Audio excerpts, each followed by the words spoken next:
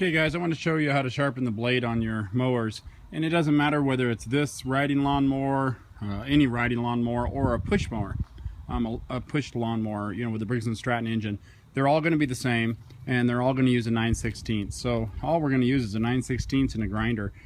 You can use a handheld grinder, or you can use a bench grinder. So get up underneath it. I've got mine up in the air, so it's a little easier. And right here is your blade. Clearly this thing needs it. It's hit a couple of rocks and maybe kids and cows and whatever. So right here is your bolt that you're going to pull off. That's a 9/16. There's going to be a little tiny cotter sleeve in there, so leave those together, and when you put it back on, I'll show you how to make sure that that stays for you. So we're going to pull off this blade and we're going to sharpen it. So you don't have to use any pins or gears or anything to hold it. You can just hold it with your hand because it won't be that tight. So let's hold us blade with our hand and pull that 9/16 off. Okay, so we've got that off. Now that's the little keeper I was talking about, and I'll show you how to get that back up in there pretty easily when you put it back on.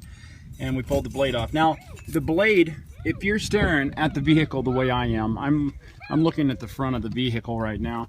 When the blade goes on, your cut blade should be to the right. Do you see that? I mean, it's dinged up and it's hard to tell, but clearly this side, the way it's bent, it's not a cut blade.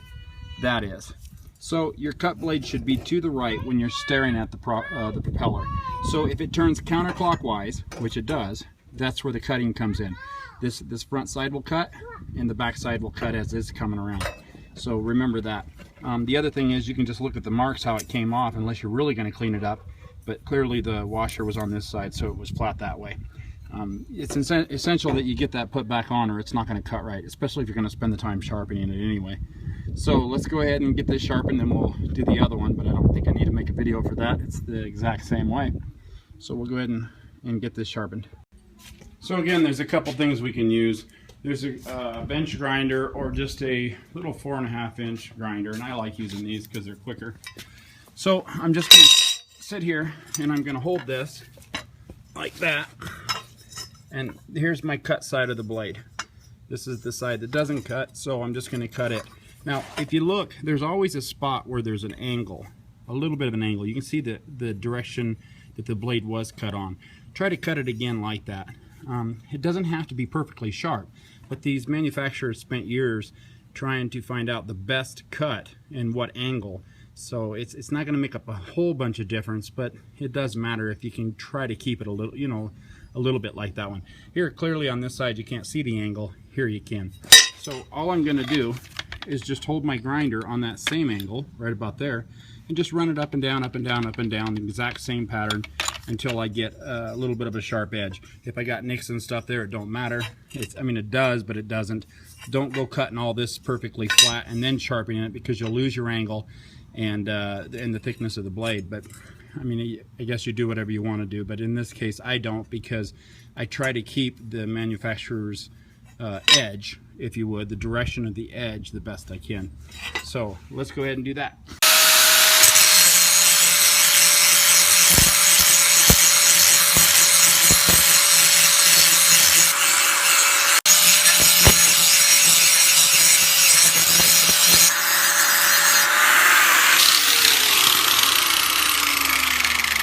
Okay, and because of great photography, that's both sides. See how quick that was? Bam! Alright, so let's go put it back on, and I'll show you what I meant by holding that bolt. So now, again, you can see how that places inside of there, that ring to hold that. That's so the blade don't slip on the bolt. It only goes in one direction, maybe two, but you know, only this way or that way. So what we're going to do is we're going to put the blade up there first. When we put the blade up there and we put the bolt up to hold it, we're going to make sure that that pin drops down inside of there the way it's supposed to, and then we'll use the washer with the one hand to hold it all up while we thread the bolt. So the washer with your thumb out here will hold that piece into place, if that makes sense. So just like that, instead of just holding the blade, I'm holding the blade, I'm holding the recess piece in, and the washer is actually holding it all up. And so now I can tighten up my bolt. Okay, and when tightening up the bolt, you can see that lock washer has collapsed. Get it as tight as you can, but if you notice that that is not collapsed, then you're not tight enough. Get it as tight as you can until that collapses, and then you're probably okay, because the pressure on the lock washer will spread out and keep the bolt from moving. Okay, so I hope that helped you out. If you guys need to know, because you're going to replace the blades, lift the seat up. Down there by the battery box will give you your serial number and your model number. That way you can order any parts for it. Sometimes those are tricky and hard to find. Well, if you have any comments, please leave a comment. Leave any questions that you might have, and if there's another video you'd like to see on one of these, I'm going to drop it down and get some weeds cut. Please subscribe, click like if you liked it, and if you click my name underneath the video, you can see all my other little how-to videos. Thanks again for watching, and I hope this helped you out.